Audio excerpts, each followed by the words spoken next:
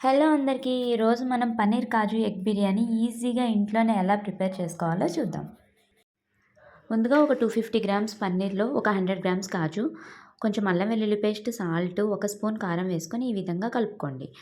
ఒక బాండీ తీసుకొని కొంచెం బటర్ వేసుకొని, కొంచెం ఒక టేబుల్ స్పూన్ ఆయిల్ చేసుకొని ఒక 2-3 నిమిషాల పాటు ఫ్రై చేసుకోండి.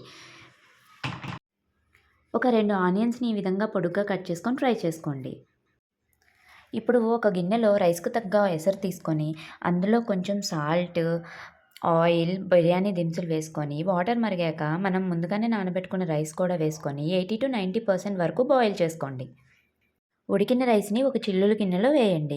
ఇప్పుడు ఒక బాండీ తీసుకొని అందులో ఒక 2 గంటెల నూనె, ఒక స్పూన్ నెయ్యి వేసుకొని, బిర్యానీ దినుసులు వేసుకొని, అవి ఒక్క నిమిషం ఫ్రై అయ్యాక ముందుగా కట్ చేసి పెట్టుకున్న పచ్చిమిర్చి, ఒక 2 టేబుల్ స్పూన్ల కర్డ్, కొత్తిమీర, ముందుగా ఫ్రై చేసి పెట్టుకున్న పన్నీర్, కాజు అండ్ బాయిల్డ్ ఎగ్స్ కూడా వేసుకోండి. ఇవి ఇలా ఫ్రై అవుతున్నప్పుడే ఒక టేబుల్ స్పూన్ అల్లం వెల్లుల్లి పేస్ట్, చిటికెడు పసుపు, ఒక టేబుల్ స్పూన్ కారం, 1.5 టేబుల్ స్పూన్ బిర్యానీ మసాలా, ముందుగా ఫ్రై చేసి పెట్టుకున్న ఫ్రైడ్ ఆనియన్స్ వేసుకోవాలి. కొంచెం పుదీనా, కొన్ని కరివేపాకు రెబ్బలు వేసుకొని ఆయిల్ పైకి తేలేంత వరకు ఫ్రై చేసుకున్నాక ముందుగా మనం గిన్నెలో తీసి పెట్టుకున్న రైస్‌ని కూడా వేసి, రైస్ వాటర్‌ని కూడా కొంచెం ఒక టీ గ్లాస్ వేసుకొని, ఫ్రైడ్ ఆనియన్స్, కొత్తిమీర వేసుకొని, ఒక స్పూన్ నెయ్యి వేసుకొని, తడి క్లాత్ ఈ విధంగా ఉంచి పైన మూత పెట్టి బరువును ఉంచండి. బిర్యానీ మసాలా లింక్ డిస్క్రిప్షన్‌లో మెన్షన్ చేస్తానండి.